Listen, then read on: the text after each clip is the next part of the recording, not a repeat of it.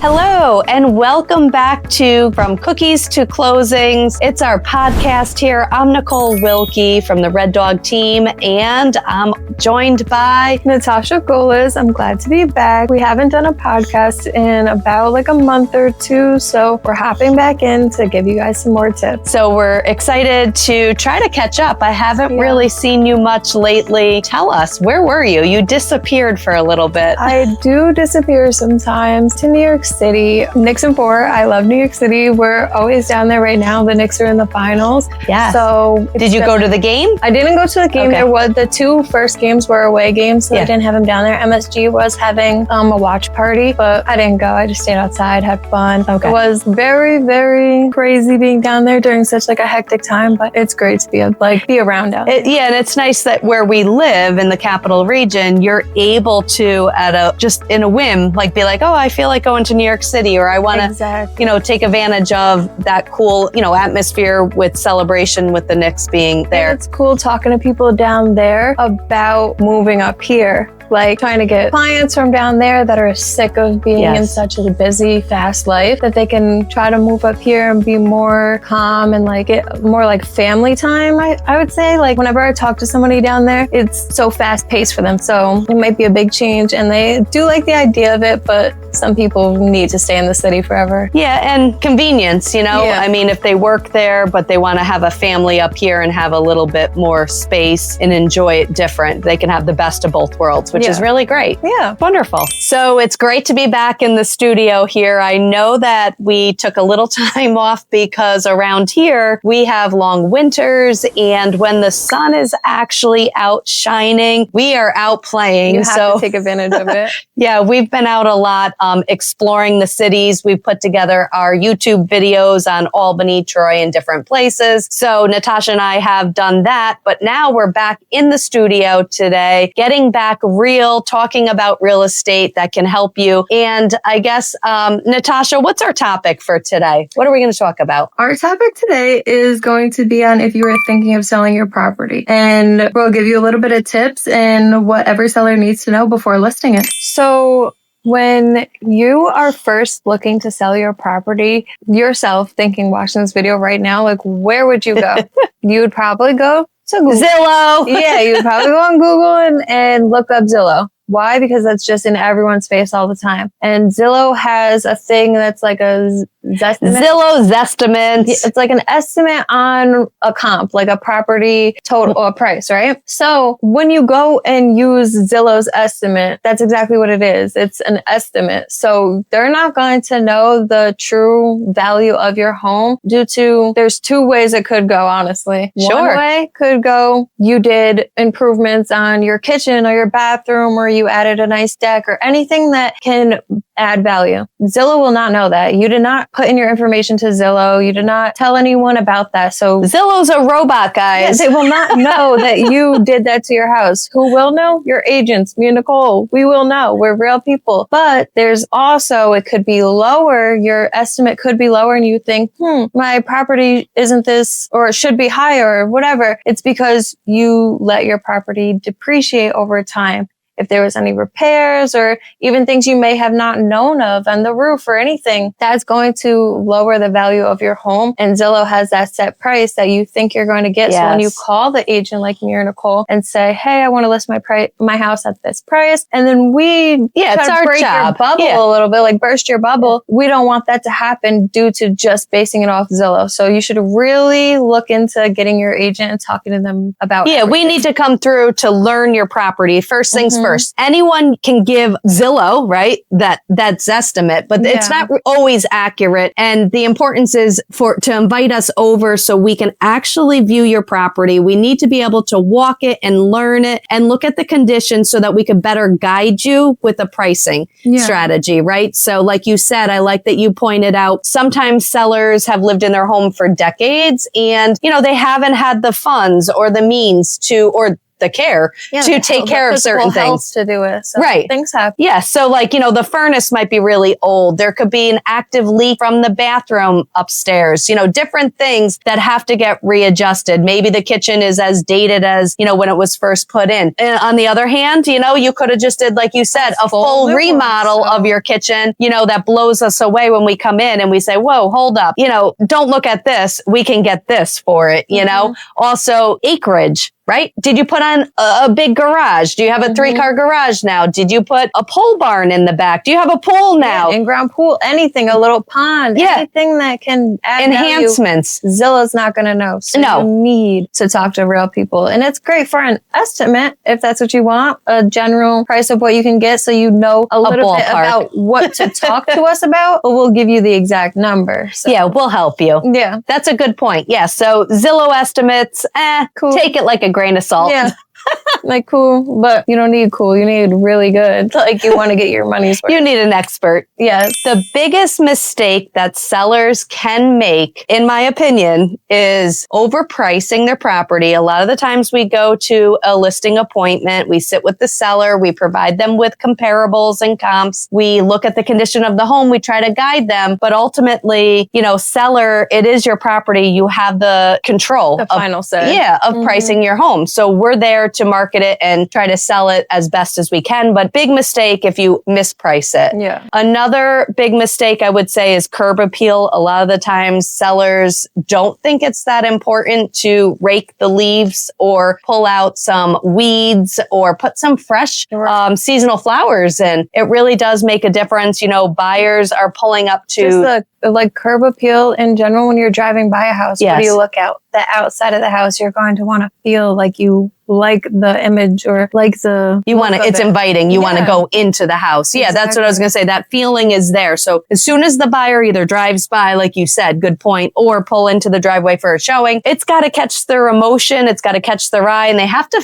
feel like it's home before they even walk through the door. So don't overlook curb appeal. Honestly, a first impression. Absolutely. Another big mistake would be decluttering. So some sellers do not declutter before photos, before they're ready to list. And depending on timing, you know, in different situations, it depends. But for the most part, definitely declutter. Less is more is my saying that I tell sellers, you know. Depersonalized property. Make sure all of your homey feel things for yourself that you were really interested are pulled out so somebody else comes in, might not have the same exact interest as you. So they just want to see the property and what they can do with it, not how you live. Yeah, they want to feel like they can live there. They want to see themselves living there. They don't need to see portraits or family photos on the wall or in frames. You know, desensitize it, depersonalize, declutter. They're all things. And another big mistake, let's not forget, this happens all the time. I just went on a listing appointment yesterday and the seller was like, oh, I never thought of that. Simple things. Do not overlook fingerprints.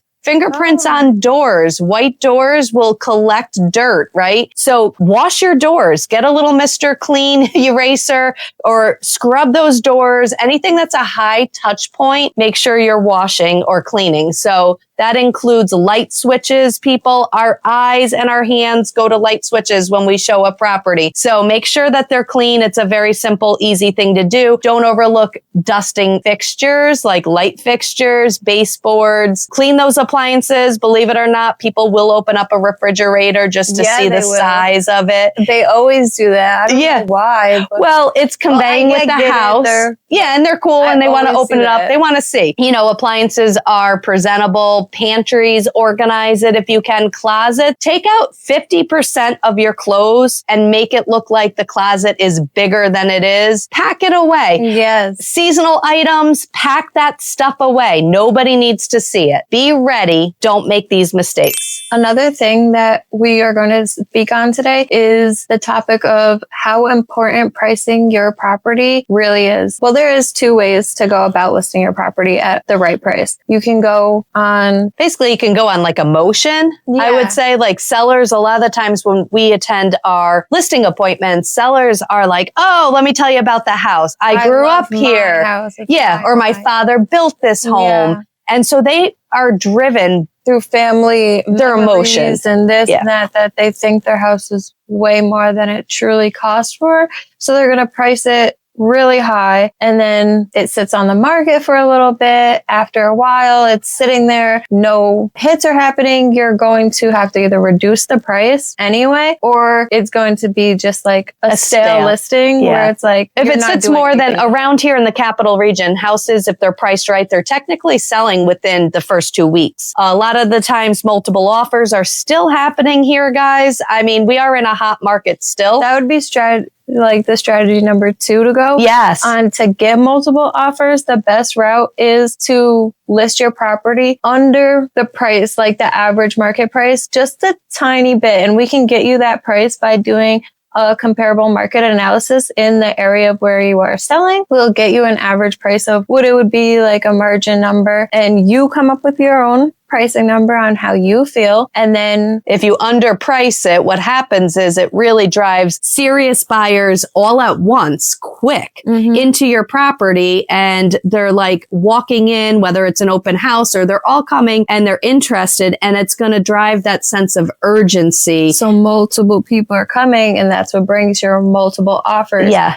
When there's so many offers and some are the same price, they're going to have a bidding war. It's going to keep going up, and then you will get above the price. So listing it lower now will save you money or gain you money later. So underpricing is a pricing strategy that a lot of agents here locally do, and it does work. It does a lot of the times bring in multiple offers, like you said, and escalation clauses, which is a form that they can fill out as the buyer not to exceed a certain amount. So it's like a wild card, basically, and it gives them a way to automatically increase their offer, but to the highest offer that comes in hand, but not to exceed a certain amount. So it's really competitive, but it's 2 great pricing strategies. And like we say, you know, when it's a listing appointment, I always tell my sellers, listings exist, right? Any agent can list a property. You can put it on the MLS. It can get syndicated to Zillow, to Realtor, to Homes.com, all of those big syndications. But the point is how we do it here with the Red Dog team. We like to do a listing launch, and that is simply marketing your home before it even hits the MLS and gets syndicated. We will send out the postcards. We're going to actually tap into our own database of serious buyers. We will reach out to them and start the buzz. We will also reach out to local realtors with other brokerages and see what their buyers are looking for. Perhaps we have the home for them that's going to hit. So a listing launch will create the buzz, start the social media, do the coming soon ads, and really drive people to your property before it hits the MLS. And then we do an open house and you'll see the results. So we talk about multiple offers. And just recently, just a quick example while we're breaking this down, we have a property or had listed a property in Mechanicville, and it was listed for $299,000. And it was a ranch, 3-bedroom, and it was fully renovated. And that actually, we priced it. We did that strategy. We priced it a little bit under, and we ended up having an open house with 24 people in the first day on Saturday. I think it was like 19 or 18, just under 20 on Sunday. And it resulted in 19 offers that we had to put together on this spreadsheet. It was overwhelming, but we presented all those offers. And that seller was so impressed because he would have been satisfied and happy with the flat rate. $300,000. Yeah. He said, if I can get $300,000, he's happy. He's good. Yeah. Well, it went to $364,000. And that was with the escalation. It was a cash deal, no inspections, quick close. So he was extremely happy. So underpricing or knowing the area, the competition, strategy with pricing does matter. Sellers, let's not overlook the importance of understanding inspections. So buyers have the right to bring in a certified licensed inspector to see and learn more about the property they're buying. So what we ask you, or what we're telling you as a seller, be prepared to be flexible. There is no perfect home around this area. A lot of the houses are 60 years old to 100 plus years old. mold. You know, houses are older here. Even a new house isn't perfect. So don't think your house is all that and a bag of chips. Like, some things might come up, and be flexible and know that the buyer wants to buy, the seller wants to sell, and now it's our job to keep things going, right? So for instance, if an inspector comes out, you know, how often do you actually access your attic? If it's just a little push up through the closet, probably never. So when they come out, the buyer's inspector is going to go up there. They're going to take photos. They're going to inspect it. They're looking for things like, are there pest droppings? You know, is there signs of sunlight, like daylight? Is the roof faulty? Is it leaking? Any active leaks? Is there mold? These are common things that the inspector is looking for. Don't be alarmed if something is found. We didn't know about it. You didn't know about it. There might be mold up there, but guess what? We can be flexible and we can keep an open mind and know that we can get through this. All we have to do is get a quote, and then we might have to give a credit back to the buyer. But at the end of the day, you won't lose the buyer 100% just because something had came up in the inspection report. Just because something came up, it may just be how Nicole had said, something in the attic that you were unaware of. You weren't intentionally trying to sell this house with an issue on it. It's just the buyer is going to want to make sure before they buy this property, they're having an inspector, a licensed and insured inspector, come out there and make sure they're not buying an issue. You don't want to spend hundreds of thousands of dollars on a property and then later come to find out that there is a hole in the roof. So that's why this is very important to, if you're the seller, don't get offended. Sometimes sellers are like, no, my house is perfect. I don't have mold. I'm not fixing it. You know, I just service the, or you don't want to comp heating the buyer Right. for them paying for it to get done so they can proceed with the sale for you, honestly. So that's something to keep in mind. Yeah. So when you're negotiating your price, your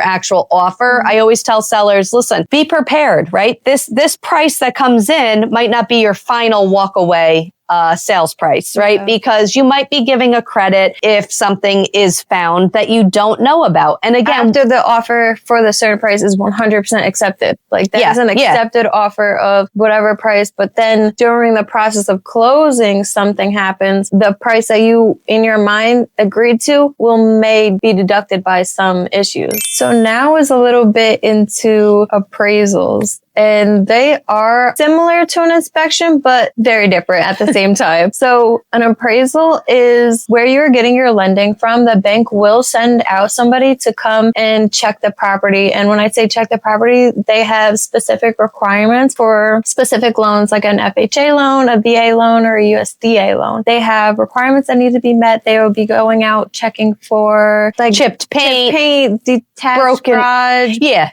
If there's a detached garage roof, sorry to jump over you, but that's what you were like getting at. Broken window, anything like terrible like that they will call out, they're going to call out. So they know they're going to want to, the bank is going to want to give financing for the buyer. Right. So in order for that buyer to secure their financing and keep this deal moving forward, these issues might get called out, and it falls back to ultimately the property owner, the seller, you. So because it will have to get fixed before the financing goes through, or the buyer will not be able to purchase the property anymore. So if you accepted their offer, but they have a VA loan or FHA loan and their appraisal came back with a few issues that need to be resolved, they need to be resolved before closing. Yeah, even conventional. I have a deal going right now in Clifton Park, and it was an as-is property, estate sale, in the family. They inherited it, so it's an estate. And it got called out for a broken window in the basement, a little small window, and it got called out for a shed that was really, really old. It was like a tear down. It was ready to be tear down. However, the sellers, didn't plan on doing that for the expense. It was, it's way in the back of the property. And when the buyer, they waived inspections, they ended up winning in their offer, but the bank appraiser came out and called those two things out. So ultimately the buyer cannot move forward with financing. It would be a deal fail. Yeah. It would just stop in its tracks. But now I'm having to tell the seller, here's what got called out. We need to get somebody to fix the window or replace it. And we need to get quotes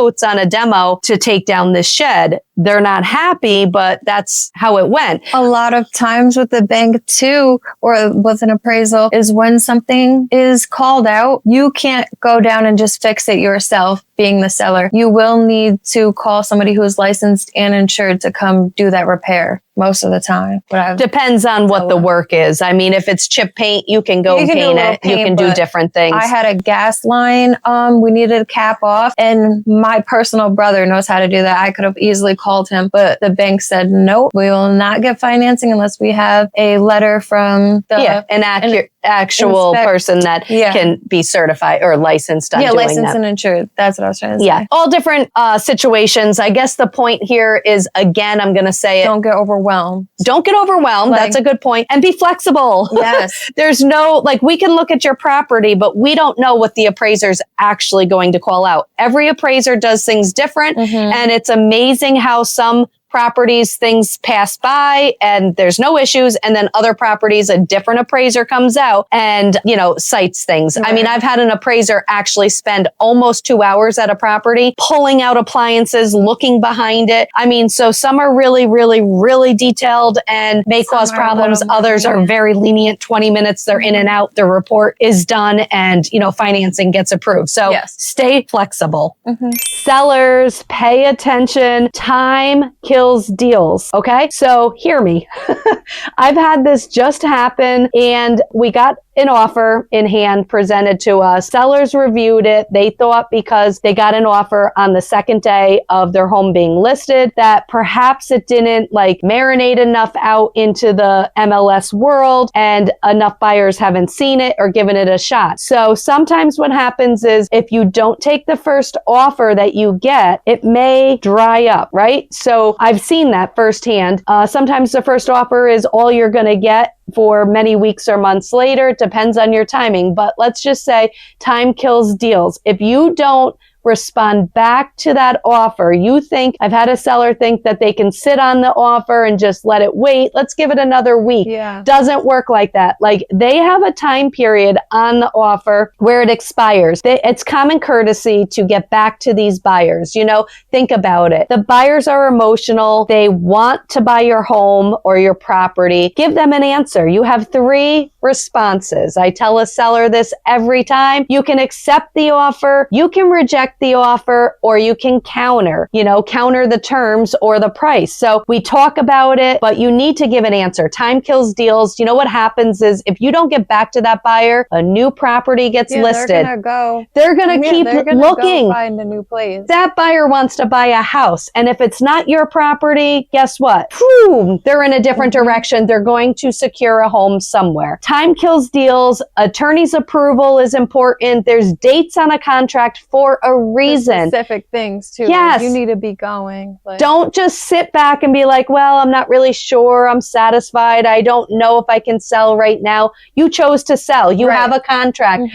This is important. So we are there. When you have the opportunity, you have that offer in front of you, jump on it, especially if you're in a more rural area or your house isn't so much up to par. Something that's causing not too many offers to come through, maybe overpriced, I always say. Anything like that, when you have that first offer, take it. If it's not through attorney's approval, maybe you'll be able to switch it later, but right now, take it. Yeah. Work it. Make sure you pay attention to all the dates on the contract. And when we tell you we need to know who you're using for your attorney. Again, it's a timing thing. We need to know. We're here to guide you, but we're also there to keep everything smooth and running as it should. So listen to us. We're only trying to help you. Take it serious and do what you need to do in a timely manner. Yeah. And before we keep going with our seller key points on how to get your home sold for top dollar and fast, we do have a seller guide that we could send over to you at any time. Just reach out to us. It's very helpful. It actually goes through the process and step by step. Yeah. Explains everything of what you'd need to know before you sell your property. Yeah, so we would love to send this. We can send it digitally or you can call us and we can mail it to you. Just wanted to let you know we have some tips and tricks in there for you. When you're preparing your home for top dollar, there are specific things that you should really try to do before listing it so you know you're getting your full money's worth. Some of them would be like landscaping, the outside, just a curb appeal, how we were talking about earlier, just a little more in depth on like things that you can do to improve the image of your house, honestly, because would you rather spend like a front door wreath? Yeah, like a front door welcome mat. Any plants, anything, yes. like just to make it more inviting and welcoming. You're definitely going to want that. And then I would also say to paint a fresh coat of paint on your property will do wonders that you may not even realize, but it will definitely look way more fresh, way more clean. You should definitely clean your house 100%. Make it feel really, really fresh. When somebody comes in, they're going to want to see that you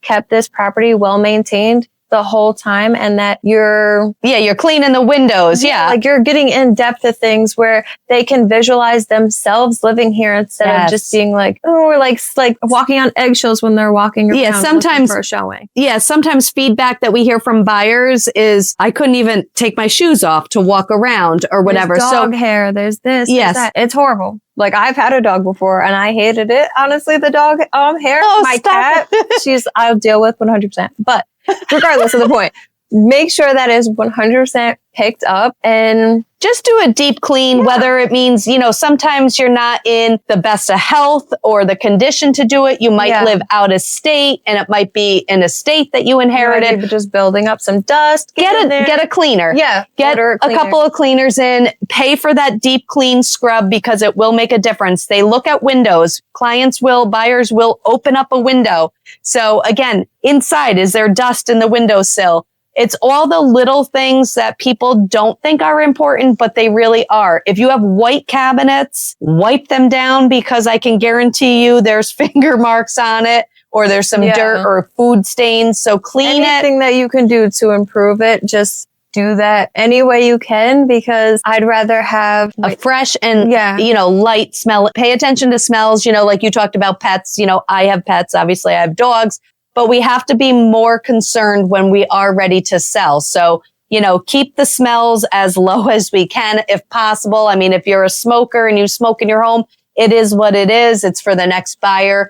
Some buyers smoke too and they don't care. It's normal for them. A huge tip is definitely scrub your walls for the smoke because they leave residue that you cannot tell. Like until you take a picture off the wall. Yeah. Or you wipe something off and you're like, oh, geez, I guess there is a lot of smoke residue. Yeah. And life happens. You lived in your home, but now that's even fine. Cooking, all the steam. Yeah. Make sure everything's well maintained. How we said, even some of the appraisers look behind everything. You may have a buyer that wants to act that way and look behind. I did have one buyer. That's funny you say it. Just recently, they literally pulled the refrigerator away from the wall. They want to check. And I was like, what are you doing? Yes. On 10 for before. Yeah. It gets called out or questioned. So we'll guide you, but we'll tell you. But there's some helpful tips, I think, for sure. Yeah. Whew. We covered a lot of information. I hope it was helpful for sellers. One thing we forgot, or I guess we didn't really plan this. We're kind of going on a whim, but as we always do to keep it real. But what I'm thinking is real quick, if an offer comes in, a seller might not have sold in decades.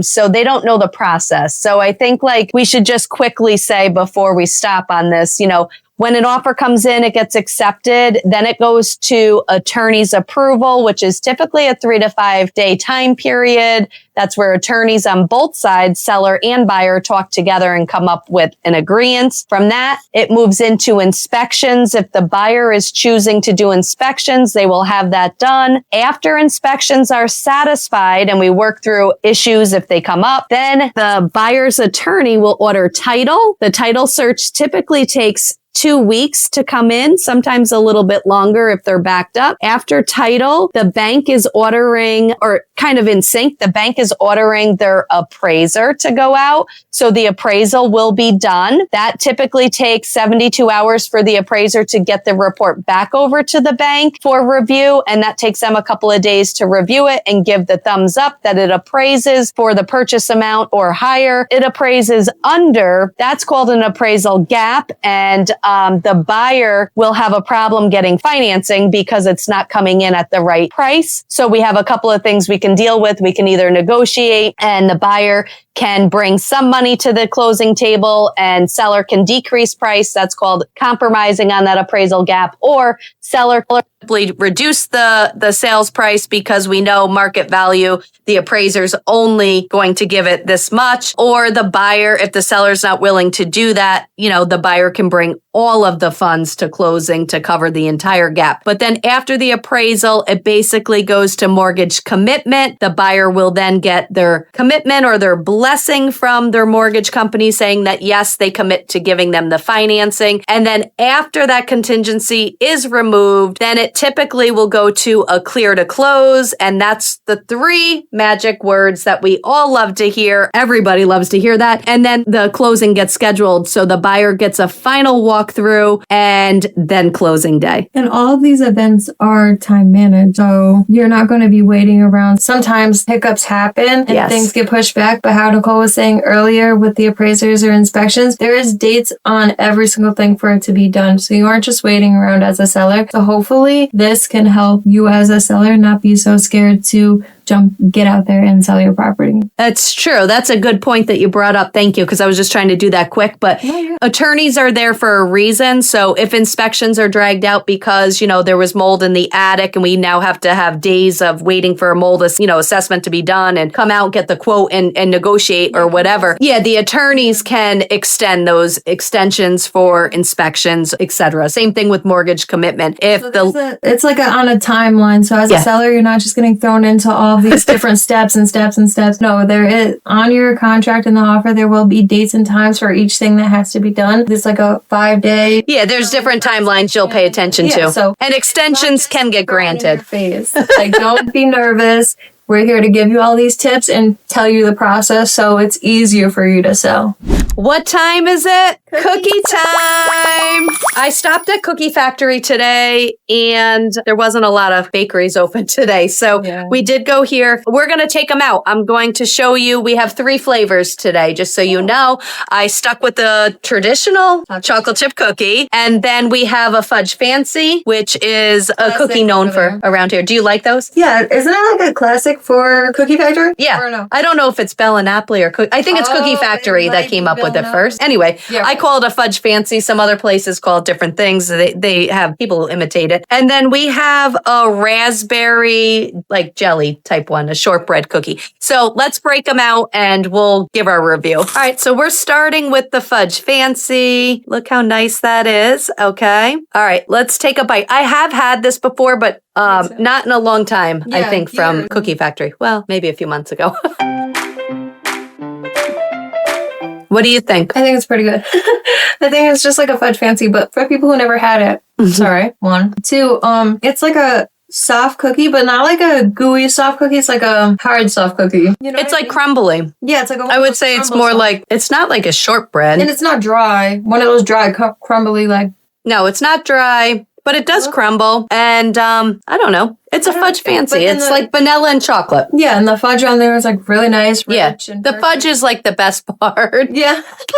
Yeah, honestly. It's like I love cookies, but the cookie underneath is like, it's okay, but it's the chocolate on the top that makes it. So what do you give it? I'll give it an 8.3. Oh, wow. That's great. I'm going to give it a 7. Solid 7. It's good. I go for them. I'll eat them if I'm at a party or something. 7, fudge fancy in Troy, Cookie Factory. Now we have the original chocolate chip cookie, which we usually stick to. We got a little crazy right there trying. Fudge fancy first.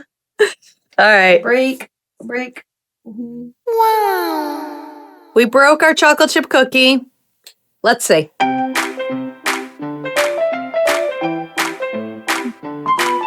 It's not as sweet as the fudge fancy. I personally like it more because it's not so sweet. It tastes like brown sugar. Yeah, something's different in there. It's not. Tastes like maybe raisin, like it's missing, or maybe, you know how like an oatmeal raisin is like sweet? All right, what do you give it? Dang, I wish I could go back on my rating. I'm going to go 8.5. Wow, 8.5. There you have it. Chocolate chip cookie. It was better than that one. It was better, so you have to go up. My chocolate chip rating would be about a 6.